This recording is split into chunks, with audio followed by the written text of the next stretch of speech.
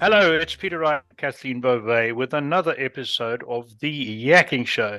This is a show that brings you business tips and ideas to help you in your business, and it also brings you tips and ideas in health and lifestyle. And we have a guest that covers both areas today. But I don't want to steal Kathleen's thunder, so let's first introduce co-host Kathleen. Hi, Kathleen. How are you doing today? I'm doing great, Peter. Thank you so much. And thank you all so very much for tuning in to our show. We so appreciate you. And as Peter mentioned, we do have another special guest with us today. We have the great privilege of welcoming Corene Phelps to the show. Now, Corene is a speaker and hypnotherapist. And now get this, she specializes in revealing the limiting beliefs and subconscious narratives that dictate and shape behavior. Are you intrigued? I am. Hello, Corene. Welcome to the show. How are you? Oh my goodness, I am fantastic and I'm so excited to be here. Well, let's just jump right in, Corene. What is the biggest factor preventing people from achieving their greatest potential? Mm, it's usually somewhere hidden deep inside of their subconscious mind. So it's rooted in a lot of times worthiness, belief in ourselves, and it all stems from basically our childhood, to be honest. Mm. And how does it manifest when we say limiting beliefs that are deeply subconscious? So, on a conscious level, somebody really wants something bad, they want to succeed, and they're trying and they're trying and trying. Somehow it's just not happening for them. Would Mhm. that be an example of maybe a subconscious belief holding them back? And what does that look like exactly? Yeah, absolutely. So I guess I'll give a little context. We set Sure. goals and we set them with our conscious mind, right? And so we can say, I want the multi-million-dollar business. I want the thriving Mm. relationship. I want the health. I want the body, whatever it is, your desire, right? But like those are like our usually our top core desires, right? And we really do want them. But then we have our subconscious mind. And your conscious mind, when we set the goals, that's the goal setter, right? But then your subconscious mind is the goal getter. And we oftentimes Mhm. have this sort of split energy between the beliefs. And I like to use money because I think it's an easy one for everyone to wrap their head around. So Sure. let's just say you decide you want to make $10,000 a month. Great. That's an amazing goal. We want to make 10K a month. We set the goal. Our conscious mind is like, okay, let's do it. And then your subconscious is going to set out to go get it. But maybe you've experienced either failure around trying this goal before, or potentially maybe you set this goal before and you experienced burnout. And so there are these things that are connected to your subconscious mind, like, oh, I'm going to have to sacrifice a lot. Maybe there's something connected to worthiness. And so it's like, I'm not sure that I'm worthy of receiving the $10,000 that I really want to make. Maybe it's, oh, I'm going to have to give up time with family. It's going to be really hard. Whatever these beliefs are, and these are all very common that we kind of Mhm. almost like universally tend to have. So there's this disconnect between your subconscious mind and your conscious mind in these goals. So you're going to go and you're going to take all the conscious brain efforts to make that 10K. But then in the background, you're going to hit this sort of glass ceiling or this brick wall. Maybe you start to make some progress and then we stop because all of a sudden you're inside your subconscious mind, which I'll preface is actually connected to your nervous system, which is connected to the thing that wants to keep us safe. And it's really from primal times, it's rooted in survival.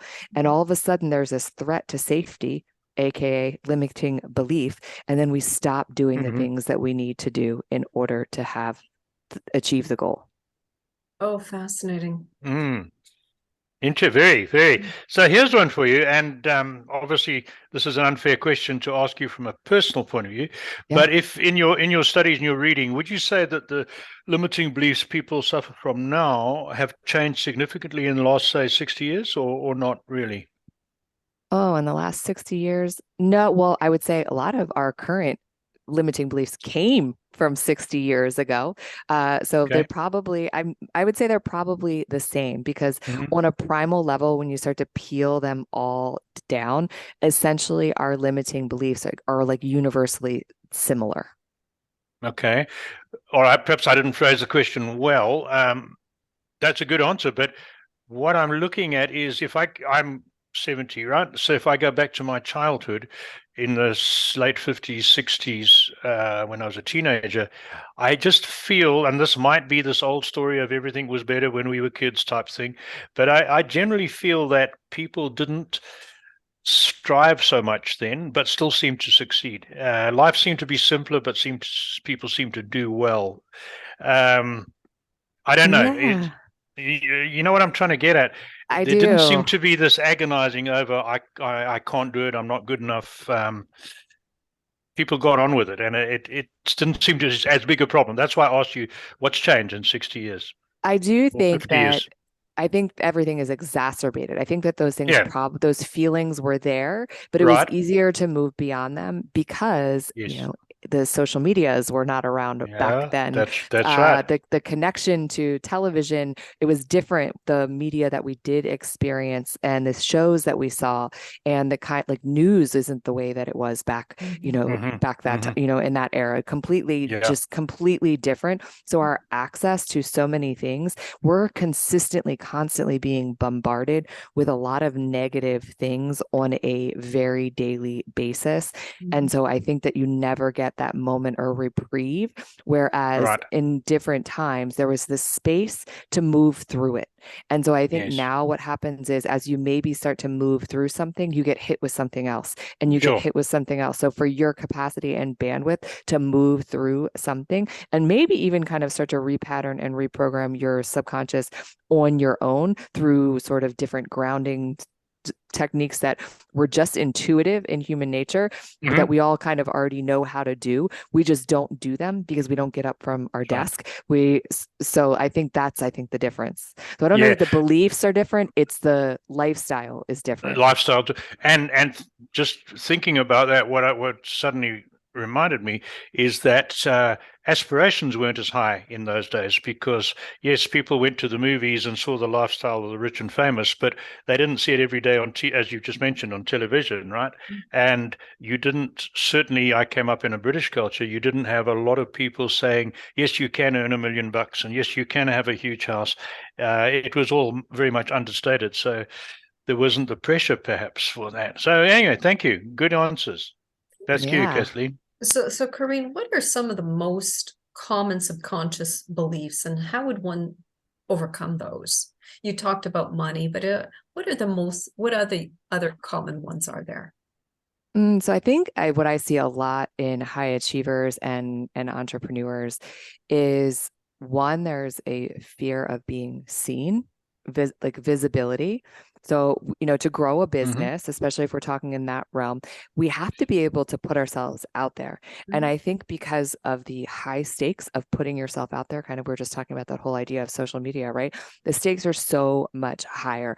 Things don't go away. If you say something, you make a mistake, it is out there forever. So there's this big fear of being seen. And I mean, cancel culture has definitely brought a whole nother level up to that. Like you say the wrong thing and life is over as you knew it for you if you happen to make a mistake, right? So there's this big fear of visibility. And connected to that, oftentimes is it's a sense of worthiness and things that come up around that. It's the comparison, also Hmm. exacerbated by social media. And then oftentimes underneath of that, which really comes, this is where I think money gets tied into it. There's such an emotional connection, right? And business is personal. So there's this perfectionism that comes up too, right? Everything has to be perfect. And when we're there, we don't take action. And there's like so many multifaceted things that come up around that as well. Oh, Hmm. goodness. Hmm. So how would anybody begin to dig this out and get rid of that belief? Wow. So the first place is a level of awareness, right? It's coming into presence and just trying to get into your own body so that you know what your thoughts are, right? Because your subconscious mind is always running. It never takes a Hmm. rest. And we're all in this go-go hyper-connected world. We tend to be on this level of autopilot, so we're not even aware of the thoughts that we're having. So you can't start to change on a subconscious level until you start to actually hear what those thoughts are. And then when you start to have them, it's starting to question them and say, is this true? Where did this come from? Oh, fascinating. Right. I mean, I'm listening to you because I think I could talk about this for hours, but I mean, each person listening to this could probably relate to some limiting belief. I'm not good enough, or I don't think I can make this happen. This is such a grand goal that I don't think we can make this happen. I mean, even for yourself, right, Peter? I mean, we all have them. Do we have to rationalize with our subconscious minds on this? How do you? It's not really irrational. I don't know. It's checking in with the language too, because when you start to bring this awareness to what's going on, you're going to start to notice the words that you use, and the words that we use, even the silent ones inside your head, are really, really powerful and really, really important. Maybe even more so than the ones that you say out loud or the ones that you hear from other people. Okay, so the first step is just acknowledging that these beliefs are there, or determining what they are exactly within yourself. I mean, it requires a lot of self-reflection too, doesn't it? And then once you acknowledge, okay, this is where this comes from. Now what? Now that I'm able to identify them, where do we go from there? You get to release the emotional charge around that, because those thoughts that you are having, unless you've gone in and done the kind of reprogramming work, they're probably not yours. They were given to you. You absorbed them from somewhere else. And that typically is, so our subconscious mind is formed from 0 to 7. And think of your subconscious mind like a library that stores every experience, every thought, every feeling, every single one. Even though you consciously might not remember it, think of it like this library that just keeps getting bigger, bigger, bigger, bigger. The structure of that library was built from 0 to 7. And so to change that structure, we have to go in and consciously make that structure ours. And during that time when we were a child, they came from things like our parents, our caregivers, our teachers, our friends on the playground, all those kind of life experiences, the things that we saw on television, we heard on the radio, whatever it happens to be, that all gets stored in there. And then those are the things that create these cycles, these patterns, these thought loops that we actually have. And a lot of times those don't necessarily make sense with what's going on here in your current day reality. So that's that part of really being able to say, like, where did this come from? And letting your subconscious reveal that to you, because it will, when you ask these kind of questions of yourself and you start to notice, oh, that happened, like I came from that thing on the playground when I was like in kindergarten. Oh, that doesn't make sense that it's playing out here in my business, but it is. Okay. Well, that wasn't even my thought or my feeling. It was given to me. Now I can start to release the emotional charge around that experience to then change how you play out that dynamic in your current like adult life. Wow. Okay. Wow. So I was going to ask you, which is more important, nature or nurture? But if you're saying that the structure of your library is formed from 0 to 7, then that's not a very relevant question. But that raises another one. If the structure is formed by the time you're 7, as you continue to grow and mature and hopefully gain more experience, well, you do gain more experience, using your library analogy, do the new books that go into that library follow the same, get put into the right categorization according to the structure that was set when you were 7? Or do they form new links? Good question. So you can build a whole new library, right? It doesn't mean that your memories or experiences go away. That's a piece of that, releasing that emotional charge. But our brain has something called neuroplasticity. And that is, we get to change it, right? So this is part of when you say subconscious reprogramming, it's operating on the idea of neuroplasticity, creating new, like the neurons that fire together, wire together. You probably heard that saying before. So as we become consciously aware, we get to create these new neural pathways, which become the structure of your library, which now gets to change how we show up today. Okay, but let's just extend that one a little bit. So take the playground incident when you're 6, and because a bully pushes you off the swing, you lose your pocket money that you were going to spend at the tuck shop to buy whatever for lunch. And so that's one little book, a very small book, but it goes into the section in the library dealing with money and finance. And then you start your own business and money's tight, and you have some financial problems, and that creates another book that goes next to the first one on the shelves of the library. Is that, and then the two work together in concert to add to the problem. Does it work like that, or is that just too much of a simplification? No, so then you basically, what happens there is you have it's this groove, and it just gets deeper and deeper and Right. deeper, right? So Yep. then the work to rewire it, sometimes it can be just easy like that when you identify it. But typically it's repetition. So anything that we think over and over and over again, or we feel over and over and over again, creates these grooves, creates this, the neurons connecting and firing together.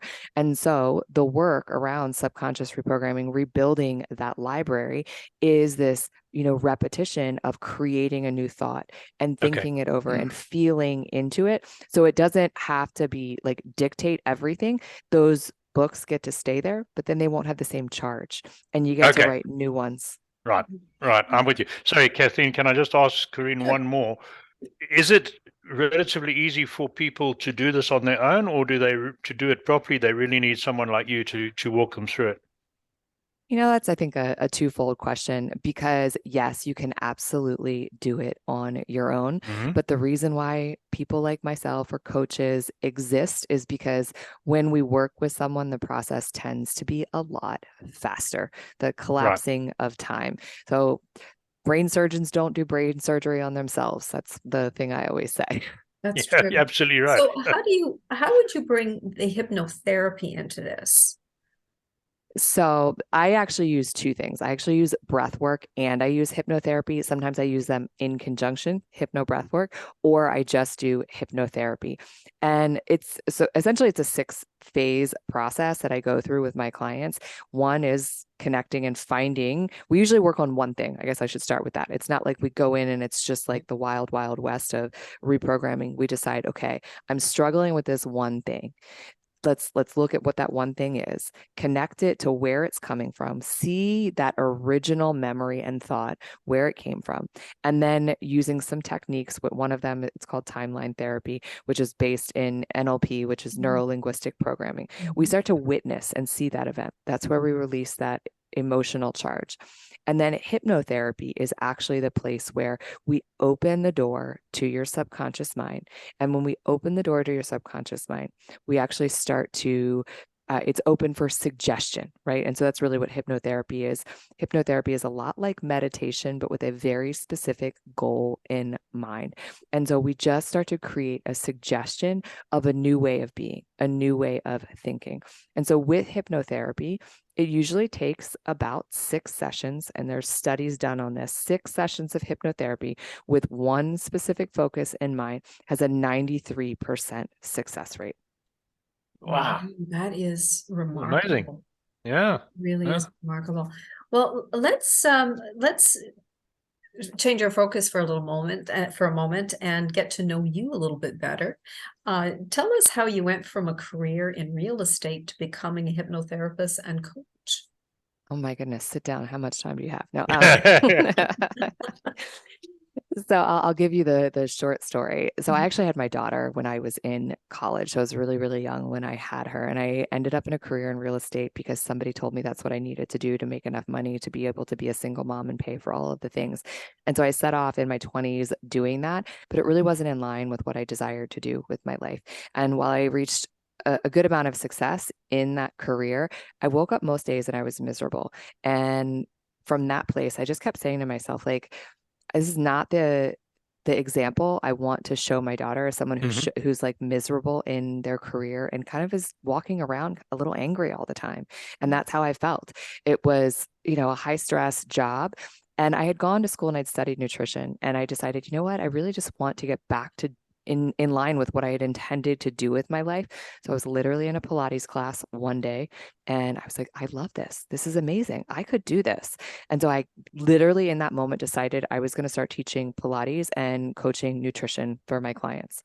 and I shut the doors to my business. And when I say I shut them in real estate, it was like burned it down. Today I'm selling real estate. Tomorrow I'm in a Pilates class, and I'm signed up to go through a training, a certification to teach that quickly.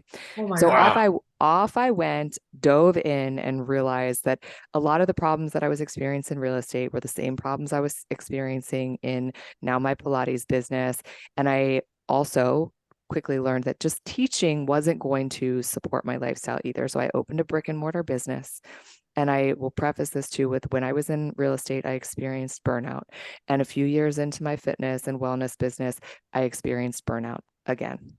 And I'm really hard-headed. So it takes me a lot of times to learn lessons, apparently, because I somehow like think I can muscle through. This was all stuff that came from my subconscious, right? So this kind of started my curiosity of trying to harness like your innate potential inside of you and how you could bring that forth, which led me to NLP, and it led me to hypnotherapy. So I started using hypnotherapy in my fitness and wellness business. I was also at this time coaching other Okay. entrepreneurs how they could start to build businesses. So I was doing, I had a lot of irons in the fire. And again, I ended up in burnout. I literally walked into a hospital because I thought I was having a heart attack at the age of 38. Wow. Yes. Yes. And the doctor came in and he's like, it's not a heart attack. I think you're having a panic attack. I was like, a panic attack? He's like, yeah, I actually think that you are in complete burnout. I think your adrenals are completely taxed. My hormones were completely out of whack. Actually, at this point, my hair was falling out. And I was just a complete mess. And this was my moment of, okay, something has to change. So I clearly wasn't embodying all of the things that I needed to embody. I was helping people over here, but over here, I wasn't doing all of the things I needed to do. Like, I'll get to that later. I'll deal with that later. I'll feel that later. And this was my moment. And so inside of that, I started really doing the work and understanding about the nervous system, how to regulate your nervous system, how your subconscious mind is part of your nervous system, how we can't really escape stress having the impact on our body like this unless we learn how to show up and be resilient in the face of stress. And that really brought me to breath work and merging hypnotherapy and breath work together and doing the work that I do today, which is helping entrepreneurs regulate their nervous system so that they can show up in their businesses, in their lives, and actually have the income, have the business, have the relationship, have the health, and do it from a place of ease and flow. That is quite there's a lot of amazing. people out there in the burnout phase for sure. Absolutely. Yeah. Need your 3 help. times. Yeah. Wow, that's amazing. So when you talk about regulate the nervous system, this is what you do. How effectively can one regulate one's nervous system? Well, there's lots of different ways. And your subconscious mind, we're talking about all the reprogramming, is part of that nervous system. Okay. So it all works together. And it starts with a few things. It's learning how to get in your body, right? So we tend to be looking at screens all day long. We tend to not get up and move your body. We don't do all of the things that we used to do, getting outside, putting your feet on the earth, taking a walk, breathing deeply is a very big piece of that, not getting enough sleep. And inside of that, we all have these other bad habits, like we have alcohol, which dysregulates us and keeps us from getting good sleep. So there's a lot of different things, but I would say if someone is listening and they're like, "Ooh, maybe I'm a little bit dysregulated. Maybe I'm in that place of stress." One of the first things that you can do, it's called orienting, and it's a really easy thing. You can do it anywhere you are, and it's literally listening with your left ear for a second and just hearing what you hear with your left side. Then it's maybe pick out 2, 3 sounds that you happen to notice. And then it's on your right side, listening to some sounds that you might hear on the other side. Then it's checking your environment and noticing 3 items that are in your environment, like taking the time to actually see them, noticing the color, noticing where it is, how it's situated. And then it's maybe reaching out and touching 3 items. So basically what that does, it puts you where you're where you are, your head, your heart, your feet, all in the same place. And that's Mm. really what tends to keep us dysregulated, is that your mind's in one place, your heart's in another, and neither one of them are actually where your feet are. Right. So in other words, to be Interesting. present, learning to be present. Yes, when we come into a present place in our body, Right. it's really hard to be experiencing massive amounts of stress when we actually get into our body and are present. Because when we're experiencing high levels of stress, unless you've experienced some sort of catastrophic thing that's happened, like a car accident, the stress that we're experiencing has usually something to do with its fear of the future and or anxiety about something that's happened in the past. But when we get really where we are, then you can start to eliminate those sensations and feelings in the body, and that brings that pause. And once we can get that pause, you can start to make more clear and rational decisions. Right. So I'm sorry, let me jump in. You talk about 3, 3, and 3, and the power of 3. It comes up so much in all sorts of things. The power of 3, right? Mm-hmm. Interesting. well, on your, oh, sorry, Peter. No, I wanted to jump in with a very quick one, and that was when you talk of resilience. If somebody goes through a really stressful situation and gets through it and recovers, are they better placed, and do they have more resilience for the next really stressful situation? Is it incremental or not necessarily? I would say yes and no, because resilience, yes, you have built Okay. that capacity, like, okay, I did that hard thing, I survived that thing, but also resilience has to do with how we respond to stress in the moment. So you might have survived a Yes. crazy traumatic thing, right? And then we start going on and we just cumulative life stress. If we're not doing the things in our body to continuously manage that stress, it's not just a given because you have survived one really big stressful event that you're going to expand that capacity for more. In fact, you might be predisposed to be more susceptible to experience stress, because then we're getting into like some really mental health kind of things like PTSD and Sure. things like that, right? So you kind of get stuck in that experience. So nervous system regulation and resilience, because those terms get put together a lot, right, is essentially, it's a lifestyle. It is a long game. It's something that we get to practice every single day. And when we practice it every single day, we do expand our capacity to handle it. Right. Okay. Good. Thank you. Back to you, Kathleen. Sorry, I jumped in there. That's all right. You probably have touched on this already, but on your website, you mentioned 3 things that are blocking you from dropping into a flow state. Can you tell us about that? Yeah, so flow state, interchangeable terms. I love to kind of like clear this all out. So flow state is the same as being in a ventral state in your nervous system. And if we could even go down a spiritual sense of like what that means too. But so a flow state is basically when we are in the present moment. So if we are experiencing fear or anxiety, that is going to block you from experiencing flow. And if we're experiencing massive amounts of stress in a negative kind of way.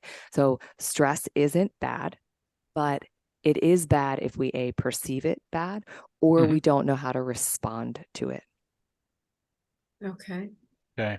So the state of flow you're talking about, is that similar to, as a marathon runner, I experience what in running terms we call them the runner's high a couple of times, and an absolute brilliant state where it's just wonderful. Is that similar to the flow you're talking about?